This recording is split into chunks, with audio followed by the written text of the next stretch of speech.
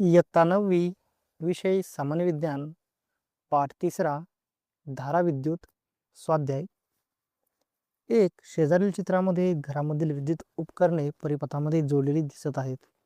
त्यावरून खालील प्रश्नांची उत्तरे द्या. अ. घरामधील विद्युत उपकरणे कोणत्या जोडणीत जोडली आहेत? उत्तर. घरामधील विद्युत उपकरणे समांतर जोडणीत जोडलेली आहेत. आ. सर्व उपकरणातील विभवांतर कसे असेल? उत्तर. सर्व उपकरणामधील विभवांतर समान असेल. ई. उपकरणातून जाणारी विद्युतधारा सारखीच असेल का? उत्तराचे समर्थन करा. उत्तर नाही. सर्व उपकरणातून जाणारी विद्युतधारा सारखीच नसते, कारण प्रत्येक उपकरणाचा रोध वेगळा असतो, त्यामुळे आवश्यकतेनुसार वेगवेगळी विद्युतधारा वाहते. ई. घरामधील विद्युत परिपथाची जोडणी या पद्धतीने का केली जाते? उत्तर. घरातील उपकरणांना स्वतंत्रपणे चालू बंद करता यावे, प्रत्येक उपकरणाला समान विभवांतर मिळावे आणि एक उपकरण बंद पडले तरी इतर उपकरणे चालू राहावीत, म्हणून समांतर जोडणी वापरली जाते. ओ. या उपकरणातील टीव्ही बंद पडल्यास संपूर्ण विद्युत परिपथ खंडित होईल का? उत्तराचे समर्थन करा. उत्तर नाही. टीव्ही बंद पडल्यास संपूर्ण परिपथ खंडित होणार नाही, कारण घरातील उपकरणे समांतर जोडणीत जोडलेली असतात, त्यामुळे इतर उपकरणामधून विद्युतधारा वाहत राहते. 2. विद्युत परिपथात जोडल्या जाणाऱ्या घटकांची चिन्हे तक्त्यात दिली आहेत, ती आकृतीत योग्य ठिकाणी जोडून परिपथ पूर्ण करा. तर उत्तर असेल या पद्धतीने. चिन्हे जोडली जातील. दिलेल्या परिपथाच्या सहाय्याने ओहमचा नियम सिद्ध करता येईल. 3. उमेशने 15 वॅट व 30 वॅट रोध असणारे 2 बल्ब आहेत. त्याला ते बल्ब विद्युत परिपथामध्ये जोडायचे आहेत, परंतु त्याने ते बल्ब एक एक असे स्वतंत्र जोडले तर ते बल्ब जातात. तर अ. त्याला बल्ब जोडत असताना कोणत्या पद्धतीने जोडावे लागतील? उत्तर. त्याने बल्ब एकसर जोडणीत जोडावे लागतील, कारण स्वतंत्र जोडल्यास जास्त विद्युतधारा जाऊन बल्ब जातात. एकसर जोडणीत परिणामी रोध वाढतो व विद्युतधारा कमी होते. आ. वरील प्रश्नाच्या उत्तरानुसार बल्ब जोडण्याच्या पद्धतीचे गुणधर्म सांगा. एकसर जोडणीचे गुणधर्म. उत्तर. प्रत्येक बल्बातून समान विद्युतधारा वाहते, परिणामी रोध हा सर्व रोधांच्या बेरजेइतका असतो. एकूण विभवांतर हे प्रत्येक रोधावरील विभवांतरांच्या बेरजेइतके असते. एक बल्ब बंद पडल्यास संपूर्ण परिपथ बंद होतो. एकसर जोडणीत विद्युतधारा कमी होते. ई. वरील पद्धतीने बल्ब जोडल्यास परिपथाचा परिणामी रोध किती असेल? उत्तर. 1/RP बरोबर 1/R1 अधिक 1/R2.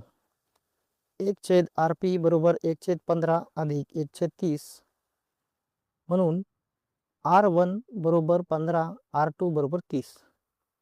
1/RP बरोबर 2 + 1/30 बरोबर 3/30 बरोबर 1/10. RP बरोबर 10. तर उत्तर आलं R बरोबर 10 ओहम.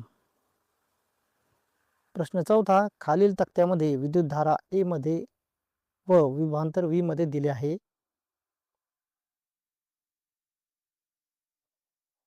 अ. तक्त्याच्या आधारे सरासरी रोध काढा. उत्तर. रोधाचे सूत्र R बरोबर V/1. प्रत्येक नोंदीसाठी रोध. 1. R1 बरोबर 4/9 बरोबर 0.44 ओहम. 2. R2 बरोबर 5/11.25 बरोबर 0.44 ओहम. 3. R3 बरोबर 6/13.5 बरोबर 44 ओहम. सरासरी रोध. सर्व रोध समान आहेत, त्यामुळे सरासरी रोध आहे 0.44 ओहम. आ विद्युतधारा व विभवांतर यांच्या आलेखाचे स्वरूप कसे असेल? आलेख काढू नये. उत्तर, आलेख सरळ रेषेतून जाणारा असेल. तो मूळ बिंदूमधून जाणारा असेल, कारण V आणि I यांच्यात थेट प्रमाण आहे. ई कोणता नियम सिद्ध होतो तो स्पष्ट करा. उत्तर, ओहमचा नियम सिद्ध होतो. स्थिर तापमानात विद्युतधारा वाढली की विभवांतरही समान प्रमाणात वाढते. त्यामुळे V किंवा I हे प्रमाण स्थिर राहते. रोध स्थिर. जोड्या लावा. उत्तर, एक मुक्त इलेक्ट्रॉन क्षीण बलाने बद्ध. विद्युतधारा V/R. 3 रोधकता D VALI. 4 एकसर जोडणी B परिपथातील रोध वाढवणे.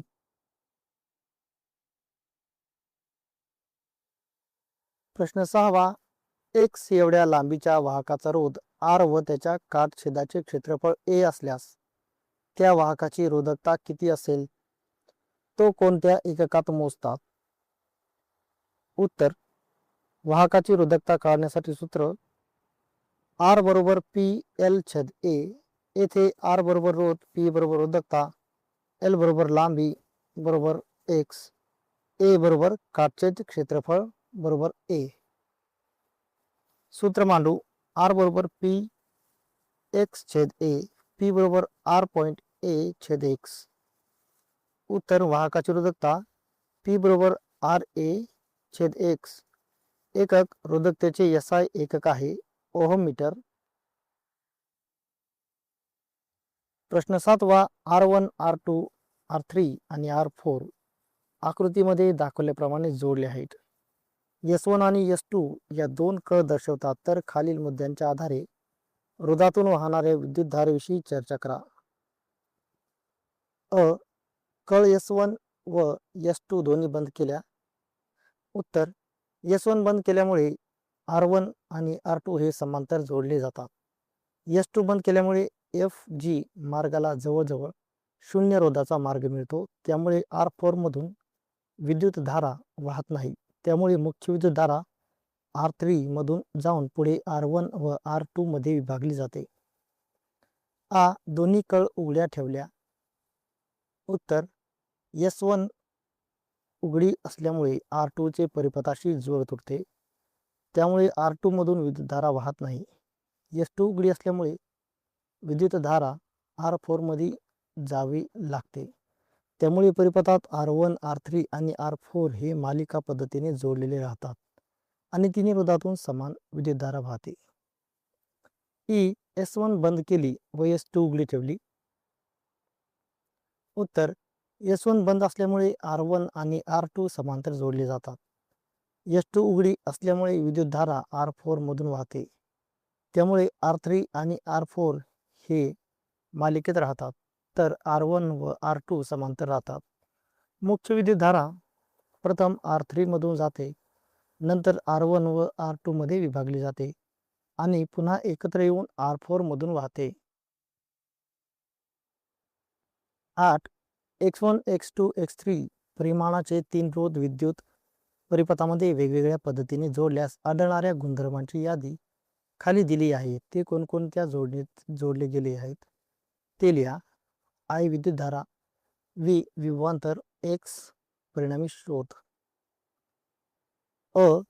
X1, X2, X3 मधून I एवढी विद्युतधारा वाहते. उत्तर, X1, X2, X3 मधून समान विद्युतधारा वाहत असल्यामुळे ते रोध एकसर जोडणीत जोडले आहेत. X हा X1, X2, X3 पेक्षा मोठा असतो. उत्तर, परिणामी रोध हा सर्व रोधांपेक्षा मोठा असल्यामुळे ते रोध एकसर जोडणीत जोडले आहेत. X हा X1, X2, X3 पेक्षा लहान असतो. उत्तर, परिणामी रोध प्रत्येक रोधापेक्षा लहान असल्यामुळे ते रोध समांतर जोडणीत जोडले आहेत. X1, X2, X3 यांच्या दरम्यानचे विभवांतर V सारखेच आहे. उत्तर, सर्व रोधांदरम्यान समान विभवांतर असल्यामुळे ते रोध समांतर जोडणीत जोडले आहेत. उ x बरोबर x1 अधिक x2 अधिक x3. उत्तर परिणामी रोध हा सर्व रोधांच्या बेरजे इतका असल्यामुळे ते रोध एकसर जोडणीत जोडले आहेत. उ x बरोबर 1/1/x1 अधिक 1/x2 अधिक 1/x3. उत्तर परिणामी रोधाचा व्यस्तांक हा स्वतंत्र रोधांच्या व्यस्तांकांच्या बेरजे इतका असल्यामुळे x1 x2 x3 हे रोध समांतर जोडणीत जोडले आहेत. प्रश्न 9 आहे. उदाहरणे सोडवा. 1 मीटर नायक्रोमच्या तारेचा रोध 6 वॅट आहे. तारेची लांबी 70 सेंटीमीटर केल्यास तारेचा रोध किती असेल? उत्तर दिलेले R1 बरोबर 6 ओहम 1 मीटरसाठी, L1 बरोबर 1 मीटर, L2 बरोबर 70 सेंटीमीटर बरोबर 0.7 मीटर रोध लांबीच्या प्रमाणात असतो. R2 बरोबर R1 गुणिले L2 छेद L1. R2 बरोबर 6 गुणिले 0.7 छेद 1 बरोबर 4.2 ओहम. उत्तर येईल 4.2 ओहम. जर दोन रोध एकसर जोडणीने जोडले तर त्यांचा परिणामी रोध 80 वॅट होतो. जर तेच रोध समांतर जोडणीने जोडले तर त्यांचा परिणामी रोध 20 वॅट होतो. तर त्या रोधांच्या किमती काढा. उत्तर दिलेले एकसर रोध बरोबर 80 ओहम बरोबर R1 अधिक R2 बरोबर 80. समांतर रोध बरोबर 20 ओहम म्हणून R1 R2 छेद R1 अधिक R2 बरोबर 20. पहिले समीकरण R1 अधिक R2 बरोबर 80. दुसरं R1 R2 छेद 80 बरोबर 20 म्हणून R1 R2 बरोबर 1600. आता बेरीज बरोबर 80 गुणाकार बरोबर 1600.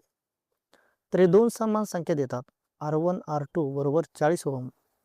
तर उत्तर येईल 40 ओहम 40 ओहम. एका वाहक तारेतून 420 सी इतका विद्युत प्रभार 5 मिनिटात वाहत असेल तर या तारेतून जाणारी विद्युतधारा किती असेल? उत्तर दिलेले Q बरोबर 420 सी, T बरोबर 5 मिनिट बरोबर 300 सेकंद. सूत्र I बरोबर Q छेद T, I बरोबर 420 छेद 300 बरोबर 1.4 A. उत्तर येईल 1.4 A.